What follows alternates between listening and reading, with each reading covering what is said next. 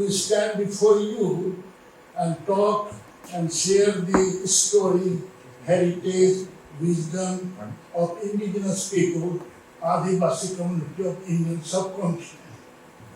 I'll give you a little global and Indian context.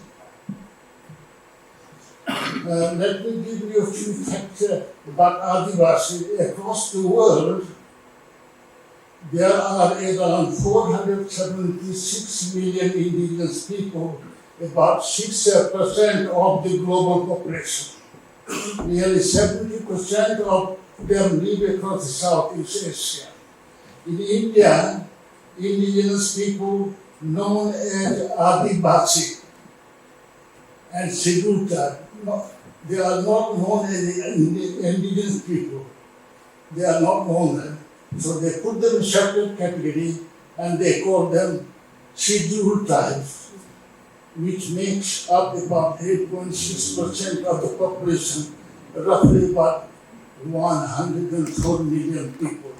So we are a lot of people there, indigenous people, but we are called scheduled tribes here. The term Adivasi does not appear in Constitution. Instead, our communities are listed under scheduled tribes category in the 5th and 6th schedule of the Constitution of India.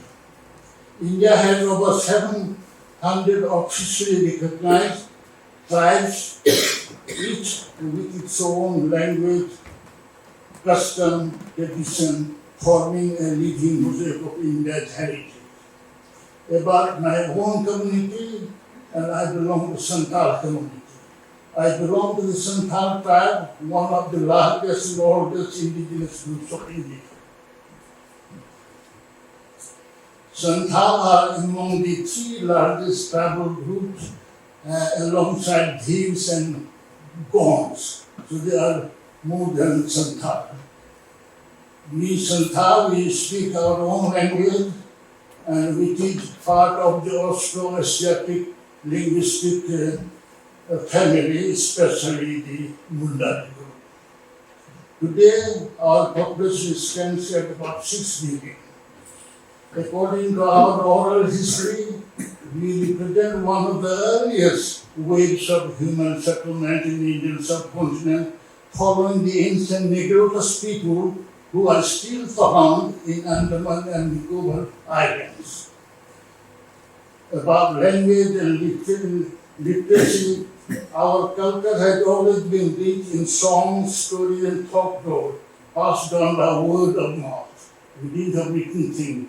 Everything was passed on by the word of mouth. Formal literacy began in mid-19th century, about 1860, when the European missionaries helped document the Santhali language in Roman script. So that's the good thing about the British who went there. There were some missionaries who did some good work. After independence, Santhali began to be written in Devanagari, Bengali and Odia, depending where we lived.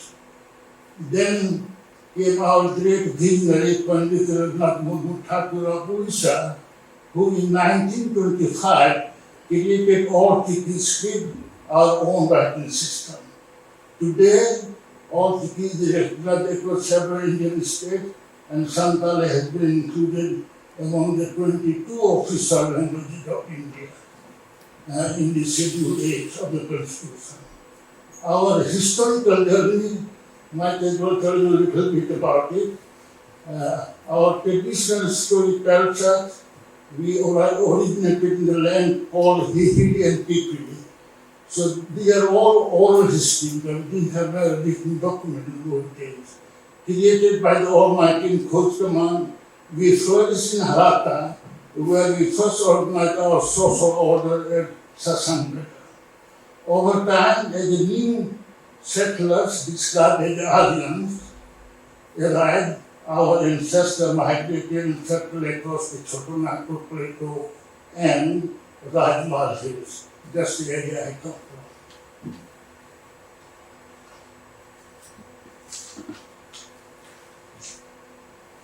There they faced exploitation from landlords, money lenders, and British officers and their agents. In 1855, the Santhal rose in a historic rebellion led by two brave brothers, Sido Murmu and Kanho Murmu, from a village called Bhopnadi, now in Jharkhand, and I was born about 15 miles from there 90 years ago. I've just completed 90 this year, so 90 years ago.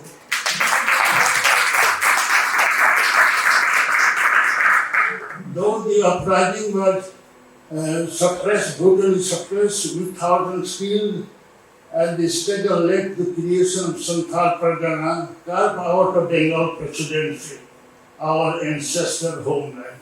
And we used to call that as a homeland, but not anymore. Things are changing with the time. Because it used to be one big district, now it has been divided into 6 districts. So that's the thing we are learning from the British Empire, divide and rule.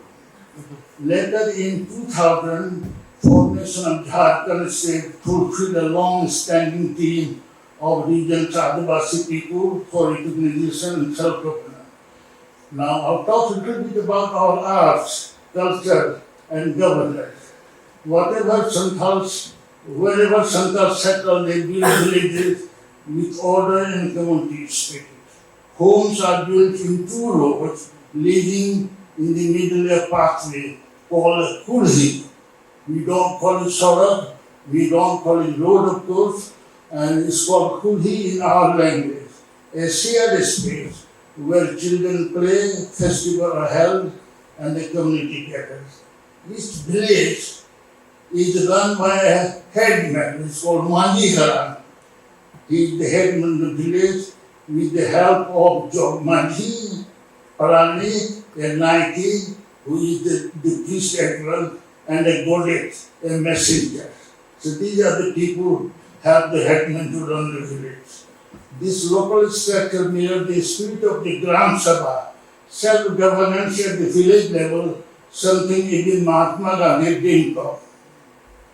Our artistic heritage, little bit about that. Our creativity flows through everything we do. Sohrai painting, mode of natural pigment to have harvest and festival. Bahagare involves small car decoration on the home, cosmetic stitch work, colorful patterns on the mats and fabrics. Chadar Bhadar, which is our ancient string puppetry, telling the stories of heroes, morals, and spirits. Each art form carries beauty, meaning, and history. Wisdom of indigenous communities, which is common to all communities. So I've just listed them together. Our Adivasi knowledge is practical, ecological, and deeply spiritual. Ecological wisdom, we live close to the forest, practicing sustainable harvesting and protecting biodiversity. We have a vast knowledge of traditional medicine, herbs, roots, natural medicine passed down for generations. I'm the living example of that. I had a Kalajar as a student of the 8th class, and I was treated by the same people, by the village so-called doctor, we call them, and I'm still here. Kalajar, in those days, I'm talking about just after independence, Kalajar was a very serious illness, but I'm still around, and I'm hoping to complete up the 100 hopefully.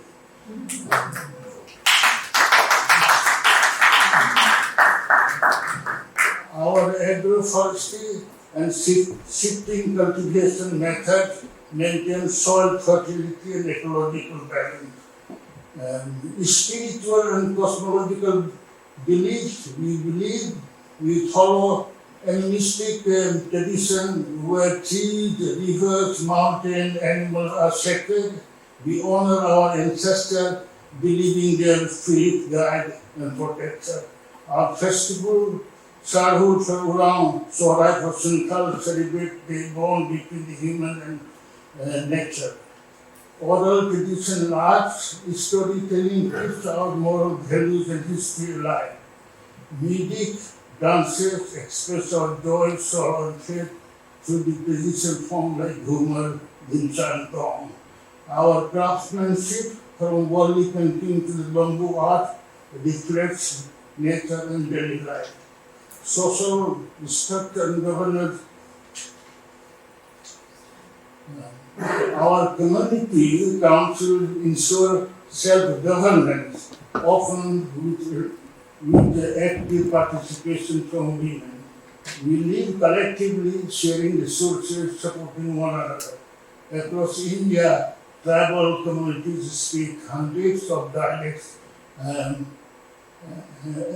efforts like Adivasi, I just wonder whether she has come or not. Ruby, are you here?